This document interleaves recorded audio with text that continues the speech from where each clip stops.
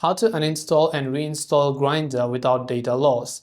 Hey everybody, welcome to the channel. In this video, we're going to learn how we can uninstall or reinstall the Grindr app without a data loss. So without any further ado and delay, let's get started with today's video. If you'd like to uninstall and reinstall Grindr without data loss, by the way, this procedure is by default very easily available on iPhones.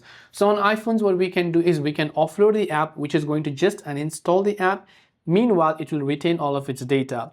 And next time when you want to install the app, the data is there. You just have to go to your app store and reinstall the app. And then when you've done that, the app will be unloaded without losing your data. So if you're using on iPhone, you could go to settings, go to general, select iPhone storage and search for the app to basically offload it. But if you're using Android, unfortunately, there is no other way than just clearing your cache files. So you can long press the Grindr app icon, tap on the eye icon to come to your app info page.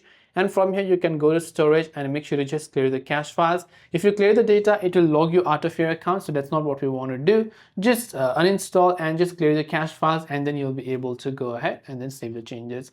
But on Grindr, how it works is that it's just cloud-based, right? So even if you uninstall it, as long as you log into the same account, it's really nothing that's going to matter because you will be able to regain most of the data.